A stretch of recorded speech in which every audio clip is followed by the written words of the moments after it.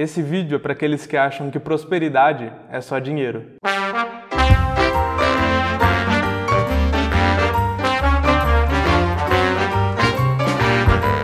Nós sabemos que o mundo ele é movido a dinheiro, né? Isso é bem visível. O mundo é movido aos poderosos e é com eles que detêm o dinheiro que detém o poder do mundo. E não só eles também, mas a nossa vida, ela precisa de dinheiro, ela é cercada de necessidades que precisam ser pagas.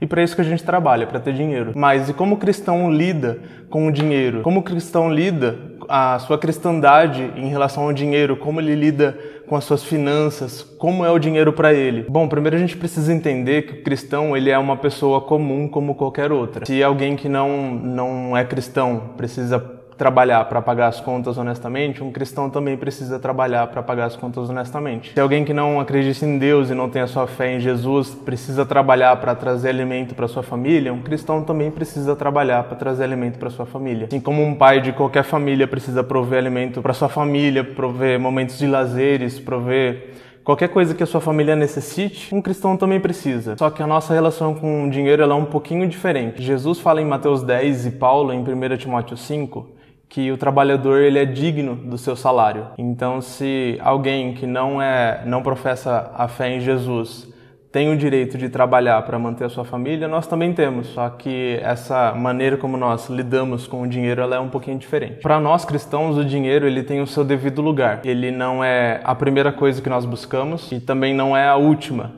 Mas é uma coisa que nós buscamos para a nossa vida humana. A gente precisa e tem essas despesas. Só que ele não toma lugar daquilo que não deve ser tomado. O dinheiro, primeiramente para o cristão, ele dá bom testemunho. Um cristão que sabe gastar bem as suas finanças e administrar bem o que ele tem, o fruto do trabalho dele, ele dá bom testemunho para aqueles que veem ele trabalhando e sabem como ele gasta o dinheiro, também para um meio de glorificar a Deus, usando o seu dinheiro honestamente. O segundo ponto é que o cristão sabe que o dinheiro tem o seu lugar, é porque ele ajuda aqueles que precisam. Ele vê a necessidade e ele atende. Nós vemos até na igreja em Atos, até em Atos 2, Atos 3, você vê relatos das pessoas vindo para os apóstolos, trazendo as suas terras, seus dinheiros. E eles ali na sua organização, eles repartiam de acordo com aqueles que precisavam. Então o dinheiro ali, ele era muito bem investido para aqueles que precisavam. O dinheiro, nesse caso, ele tem o seu devido lugar, que é para ajudar as pessoas. Só que tem um porém. Muitas pessoas elas ficam desesperadas com a falta do dinheiro. Se você não recebe por aquilo que você trabalha, ou às vezes acaba faltando por algum mau gerenciamento, ou às vezes são questões da vida, e você acaba ficando algum momento sem dinheiro. Para cristão, o dinheiro ele não afeta a fé.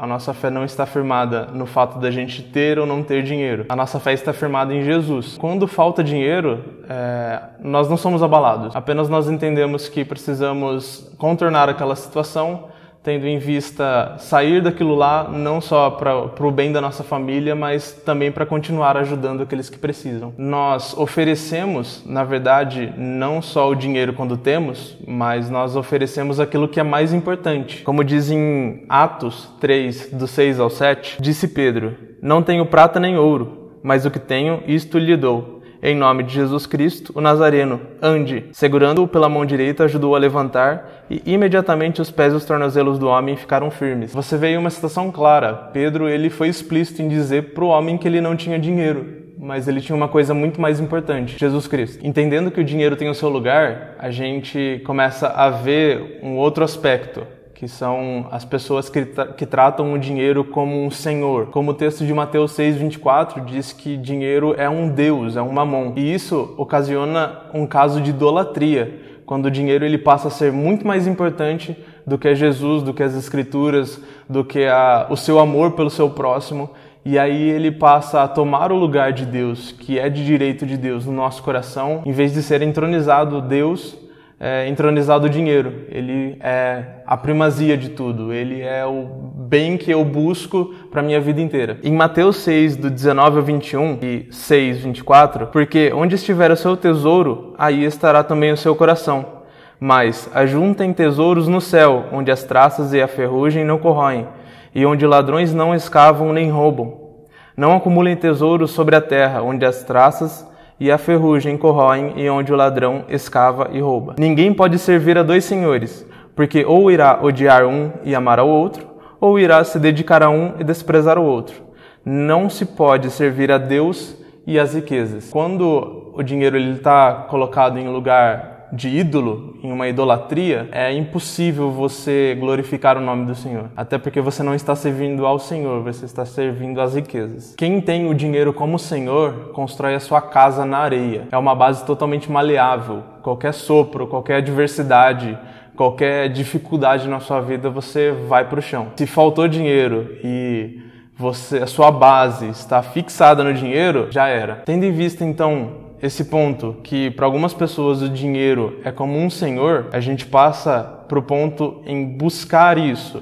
Então a busca pela prosperidade é um ponto que hoje em dia, na teologia atual, nas igrejas atuais, é algo muito forte, é algo que a gente vê andando por aí e a gente acha pessoas pregando sobre prosperidade. E isso acarreta que pessoas que não têm essa vida boa, ou seja, não têm dinheiro, elas, na verdade, não têm fé, porque quem tem fé tem riquezas.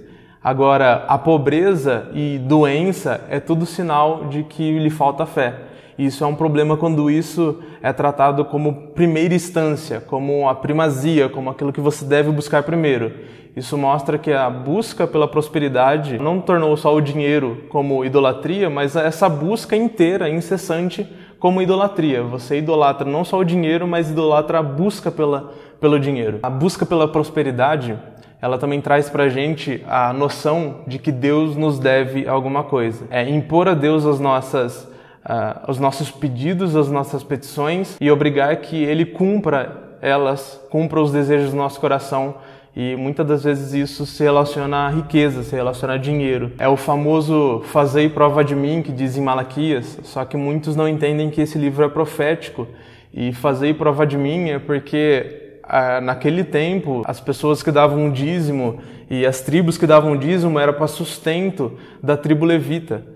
Então, se alguma tribo faltasse com dízimo e oferta, famílias inteiras pereciam de fome, porque não tinham o que comer. Fazei prova de mim, nesse caso, é porque pessoas estavam dependendo desses dízimos e dessas ofertas. Agora, isso que é levado hoje como fazei prova de Deus e se você dá o dízimo, você tem que receber de volta e ainda triplicado, sacudido, é muita ignorância, é muita avareza, é muita soberba.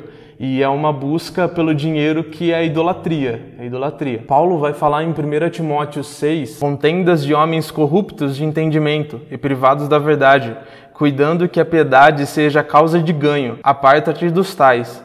Mas os que querem ser ricos caem em tentação e em laço e em muitas concupiscências, loucas e nocivas, que submergem os homens na perdição e ruína, porque o amor ao dinheiro é a raiz de toda espécie de males. E nessa cobiça, alguns se desviaram da fé e se transpassaram a si mesmos com muitas dores. Mas tu, ó homem de Deus, foge destas coisas e segue a justiça, a piedade, a fé, o amor, a paciência e a mansidão. Então, se você busca em primeiro lugar o dinheiro como Senhor e busca em primeiro lugar prosperidade, tome cuidado, que isso é um sinal que você está caindo da fé e você não está amando, você não está sendo manso e a sua fé está abalada e está firmada na areia. E isso traz uma consequência enorme, porque o seu foco está no lugar errado. Aquilo que era para ser primeiro passa a ser último.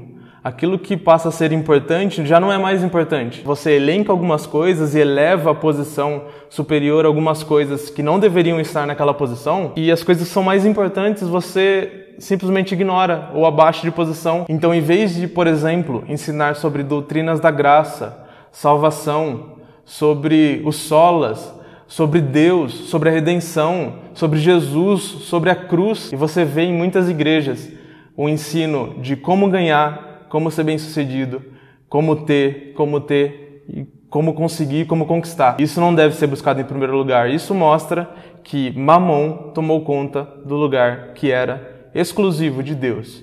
E se ele tomou conta do lugar exclusivo de Deus, significa idolatria. Mas beleza, então vocês vão me perguntar, então não existe prosperidade? Claro que existe. Uma prosperidade verdadeira e bíblica se resume em poucas coisas. A primeira delas é generosidade. Um cristão verdadeiro é generoso. E isso é intrínseco dele, veio com a conversão, veio com o agir do Espírito e é uma caminhada, é a caminhada da santificação. Então, se você é um cristão, se diz cristão e não é generoso, não estou falando de dízimo e oferta, que você deve dar 10% mais o tanto de oferta que você tem que dar. Nem dar 30%, nem 50%, nem 60%. Mas como um exemplo muito prático que eu tenho e que alguns dos meus amigos têm, sobre o filme Robôs. Por exemplo, o grande soldador, que é um personagem do filme, ele fala: se viu uma necessidade, atenda. Então, o cristão, ele é generoso. Então, qual é a prosperidade que há, a verdadeira prosperidade que há na palavra e que Jesus realmente nos recompensa de forma próspera? É ser generoso. Basta ser generoso e aí ele vai compreender que você tem essa necessidade de ajudar as pessoas e vai lhe dando isso, não te consome, porque você tem o Espírito de Cristo e você é um cristão verdadeiro e você é generoso. A verdadeira prosperidade na Bíblia não é uma moeda de troca. Não é porque eu dei que Deus vai me dar. Não é porque eu dei tanto X de dinheiro que Deus vai me triplicar o meu dinheiro. A questão não é essa, a questão é que não é uma moeda de troca. Só para vocês terem uma noção, em Provérbios 22:9, quem é generoso será abençoado, pois reparte o seu pão com o pobre. Em Atos 20:35, em tudo o que fiz, mostrei a vocês que mediante trabalho árduo devemos ajudar os fracos, trabalhando a palavra do próprio Senhor Jesus, e disse: a maior felicidade é em dar do que receber. 2 Coríntios 9, do 6 ao 7. Lembre-se, aquele que semeia pouco também colherá pouco, e aquele que semeia com fartura também colherá com fartura. Cada um dê conforme determinou em seu coração, não com pesar ou por obrigação, pois Deus ama quem dá com alegria. Provérbios 11:25. O generoso prosperará, quem dá alívio aos outros, alívio receberá. Então a gente tem muitas palavras e muitas passagens que deixam isso explícito. Um cristão verdadeiro que preza pela generosidade, esse sim tem a verdadeira prosperidade. Prosperidade não é só dinheiro. Deus, ele vai prover pra gente tudo aquilo que a gente necessita. E todas as coisas vão nos ser dadas, tudo aquilo que a gente precisa para viver nessa terra vai ser dado e vai ser provido por Ele. Como diz em Efésios 1:3, as bênçãos espirituais, né? Então não são apenas prosperidade material, dinheiro, mas as bênçãos espirituais que Cristo nos deixou, essas sim importam. Então você quer ser bem-sucedido, você quer ser próspero? Seja abençoador. Ame as pessoas, ajude aqueles que precisam, dê aquilo que você tem, compartilhe aquilo que você tem, sem querer receber nada em troca. Ame aqueles que precisam ser amados, aqueles que precisam de doação, doe, aqueles que precisam de pão, alimente, aqueles que passam frio, aqueça-os. Não há segredo para a prosperidade e se você acha que deve encurralar Deus só porque você dá dinheiro ou coloca dinheiro em primeiro lugar, arrependa-se e volte a ser generoso como um verdadeiro cristão. E aí, gostou desse vídeo? Concorda? Discorda? Quer dar sua opinião? Coloca aqui nos comentários. Se gostou, deixa o like, compartilha aí para as redes sociais para todo mundo ver. Também se gosta do nosso trabalho e quer ajudar de alguma maneira, a gente tem o Padrim. Aí você ajuda com o valor que tiver no seu coração. Se não tiver valor, ore pela gente. Vai ser de grande valia. Muito obrigado, gente. Até mais.